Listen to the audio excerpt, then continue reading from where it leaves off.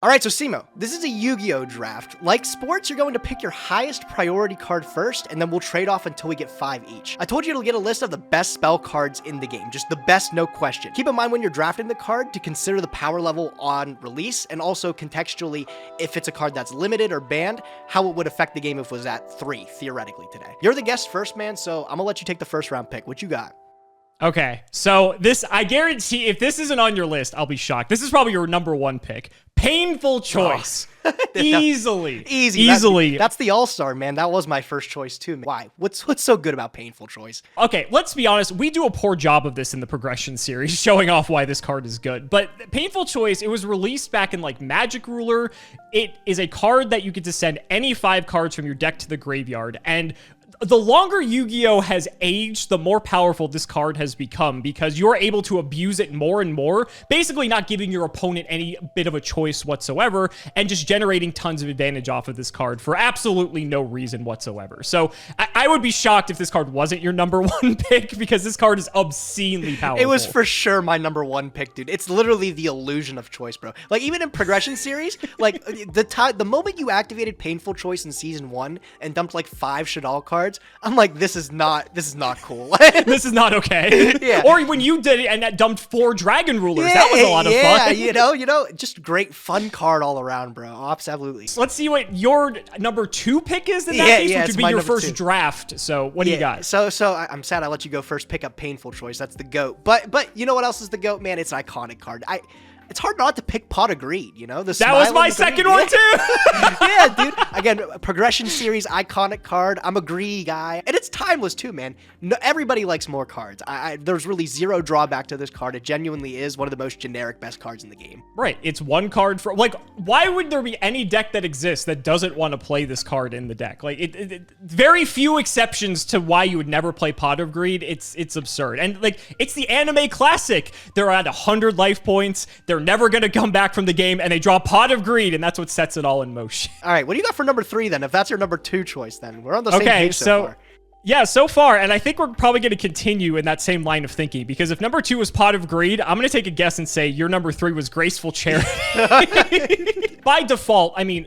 Pot of Greed draws 2 cards. Graceful Charity is arguably better sometimes, but the difference is you're always going to have 1 card in terms of card economy. You used 1 card, you drew 3, and you got rid of 2. So you drew 3 and you got rid of 3 because you count the Graceful Charity. So you didn't gain any card economy. But discarding the 2 cards effectively can net you advantage depending on the type of deck that you're playing and just set you up similar to like what we were talking about with Painful Choice. So instead of like dumping 5 cards from your deck at will, you know, you're discarding 2 from your hand, so it's a lot more limiting. But that can still net you theoretically more advantage than Pot of Greed, but most of the time people would just prefer the +1 and just guarantee they're getting an extra card. But both are just equally broken, which is why in GOAT format, you see them, that's part of some of the best cards in GOAT format, why people like to play it. Yeah, you got the Trinity there. Yeah, Graceful Charity, it's like you said, it's theoretically better, but sometimes you just don't have the right cards. Like sometimes in GOAT you have Sinister Serpent, and you're just like, it's the freest thing in the world. But other times you're drawn into like 3 cards like Snatch, Steal, Torrential, and you're like, I don't know what to get rid of. Nowadays, though, it's like, you draw Havness and you're like, I'm balling, bro. Like, this is ridiculous. I felt like those 3 were gimmies, right? Like, even we thought so. They're the same for both of us. My number 4 pick, though, this one might throw you off, man. Last Will is my number 4 pick. Interesting. Okay, I do not have Last Will on my list as a matter of fact. Not at all. Dang, that's a hard one. I think Last Will...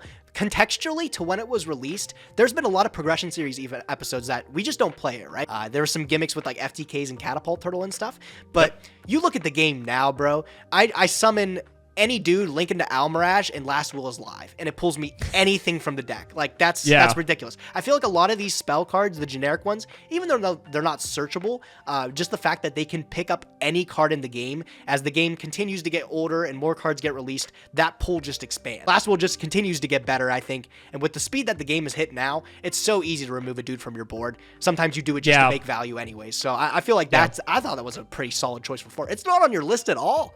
Admittedly, I think I forgot that Link monsters existed for a second because the fact that Link ones, you can immediately just send something off to trigger Last Will. Yeah, I definitely think I should have included that on the list somewhere, and especially looking at some of my later picks, yeah, probably should have picked that. All right, so my next one, again, this is where we changed here, and honestly, like, Last Will is insane, don't get me wrong, but I think my number 4 was also a pretty insane pick as well. Soul Charge. That's my number 5, bro. That's my next, okay. That's my next Okay, great minds think alike. Great minds think alike. Yeah, that's a good one. I still remember to this day how many people just despised this card. Like, you would just throw everything into a board, and your opponent could have every negate imaginable. Just like, negate this, destroy that, whatever. Soul Charge, pay half your life points, summon it all back like it didn't even matter. That card just allows any deck ceiling to go through the roof, and it just allows you to play in such a way that no other, like, card really lets you do, I feel like. I know you've been playing the game a lot longer than I have, so obviously some of the older cards you may have been able to witness their power,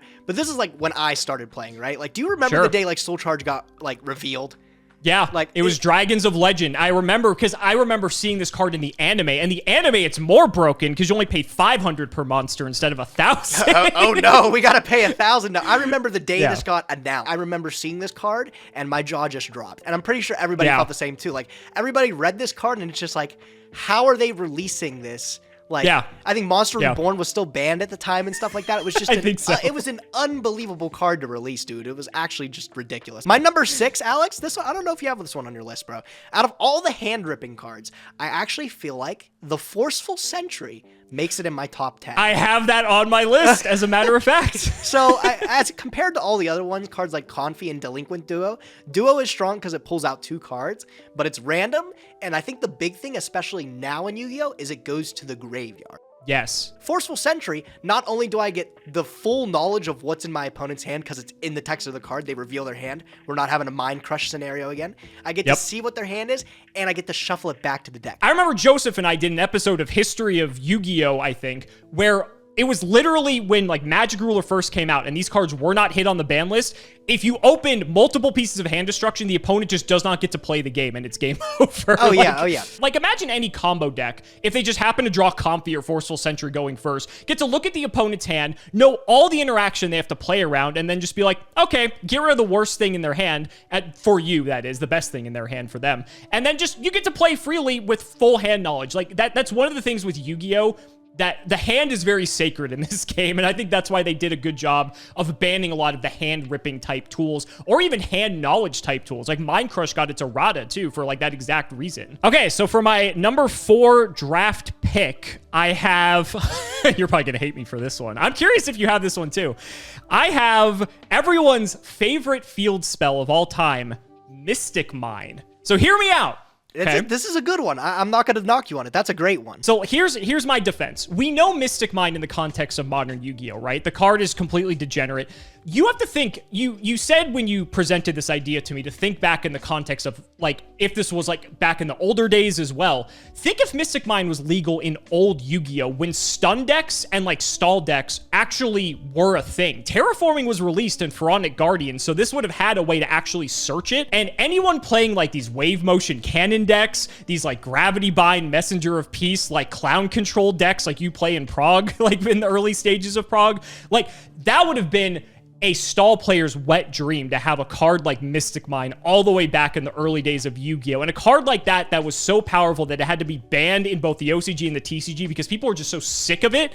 I think this card has to be on the list. Oh, yeah, no, like I said, that was like my 10th kind of wild card pick. I was wondering if you would pick, like, recent stuff, actually. I know we've been picking a lot of old classic cards because they are, like, above the power curve even compared to today. But no, Mystic Mine's a great one. Like I said, I had that one on mine, too. I thought that one, even if it's just a recent, like, forbidden card, most of the forbidden spell cards, they are banned for a reason. It shows. My number 4 is a classic one, bro. It's one that's actually at 1 today. I think a lot of the cards that are at 1 are sometimes just as good as the cards that are banned. I agree. I actually picked, for my 4th choice, Harpy's Feather Duster.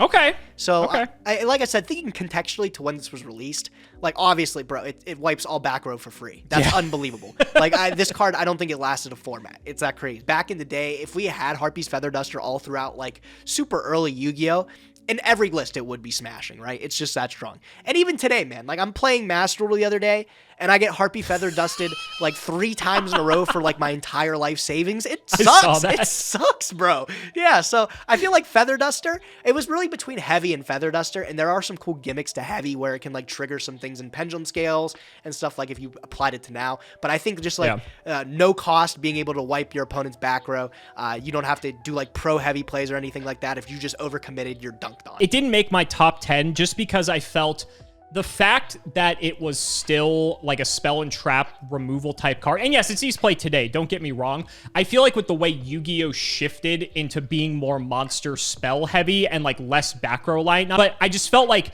because of that, I didn't really want to have any of these like spell and trap removal type cards in my top 10. I think if we did like a top 15 or 20, then absolutely like Feather Duster and like True Nade and the like would probably be on there. So a little bit of a spoiler, I don't have any of those on there. So you got that one from me. Nice. I'll take that one. But what's your last pick here, man? I'm expecting something fierce coming out for the 5th pick from you. My last one. Oh, this is very fitting. This is your favorite card in the history of Progression Series. Snatch Steal, buddy. That's a great Snatch one, man. Steal, yeah. The ender of games. Oh, do you remember this card came off the ban list for one format during like Duelist Alliance? It was like I think BA right when, format. I remember that. Yeah. It was like right when Cleefort came out, and it came off the list. Everyone said this was a bad idea, and then they banned it the next ban. It's really funny to think Snatch Steal too, like compared to other cards like Brain Con now has an errata, so Brain Control's not nearly as good. But like Snatch Steal, it's just one of those cards that I feel like you can't change. It's just iconic, and it is freaking powerful. Yeah, it's funny. They errated Brain Con, and now Change of Heart is legal, which is just better Brain Con in every way. So it's funny how like the minds of Konami work in that sense. It's kind of wild, man. Do you have a defense for picking Snatch Steal over Change of Heart? So Change of Heart was in contention for the slot as well, because Change of Heart can obviously take face down monsters, which can be relevant. I think it was more relevant for like older Yu-Gi-Oh than it is now, because like who's setting in 2023. I think with Snatch Steal, keeping the monster means that you don't have to do something with it like you do with Change of Heart. So Change of Heart, if you're winning the game, obviously both cards do the same thing. But with Change of Heart, if you don't have a way to link it off, synchro it, tribute it, do something with it, it's going to go back to them. Where Snatch Steal, it does have a vulnerability where it can be interrupted by just popping the Snatch Steal. But if your opponent doesn't have any of those types of cards to interact with it, then you get to keep it indefinitely. And especially in very simplified game states, Snatch Steal is infinitely better than Change of Heart. And so that's why I think it's also still banned compared to Change of Heart. So I think that's why I ended up going with that over the Change of Heart. Believe me, I know how good Snatch Steal is, better than anybody else. Better than anybody else. My last pick was recent Progression Series pull, actually, from Raging Battle. 1-for-1. Okay, I actually did not have 1-for-1 on my list, as a matter of fact. 1-for-1, I kind of put it in the same boat as Last Will, right? Like, as the game continues to expand and get older, level 1 monsters are some of the most powerful monsters in Yu-Gi-Oh! Cards like Magical Scientist, Mind Master. I'm really thinking hard for these ones, bro. Level Eater, yeah. All these level 1 cards, man, they're absolutely ridiculous. So any of these level 1 monsters, as the game continues to just release these powerful level 1s, 1-for-1 will find a place in all of those decks. And I feel like just being able to tutor them out the deck for free it's insane. I just think this card's super like timeless, and it's a card that you can look at it and it can either go to 0 or it can stay at 1. It can't go anywhere else because of how powerful. Yeah, I do agree with you. I think the card is extraordinarily powerful. I think the biggest downside is that it requires a discard, and it specifically has to be the discard of a monster. So which isn't that hard of a cost to fulfill, but I think it limits the fact that it could be like a terrible top deck if you're in like simplified game states. As powerful as the level 1s are, and as great of a starter as it is, I still think it's limited to specific decks that have to like play around with that type of element. So like, again, still an extraordinarily powerful card. If we're doing like a top 15, top 20, probably would have had included it, but I just didn't think it was good enough to make the cut. I think that's everything, bro. I'm going to admit, dude, you had some off-the-wall ones. I didn't expect you to have some of these on your list. But the first few were what else was on your list? Actually, I made it to the end. I'm going to be honest. I typed Soul Charge twice, so thank God we didn't hit all the way to the bottom. But no, like I said, I'm glad I actually made it through my entire list. Alex, thanks for drafting drafting with me here, man. I love to hear your picks and stuff. You had some interesting ones, some hot takes, if you will. Same to you. Same to you. Thanks for having me. Yeah, if you guys want to check out Alex, you know where to find him on the SEMO channel. You can find me there weekly for Progression series. And hey, man, thanks for joining me here. I'll catch you next week on Progression. Sounds good. Looking forward to beating you once again. We'll see.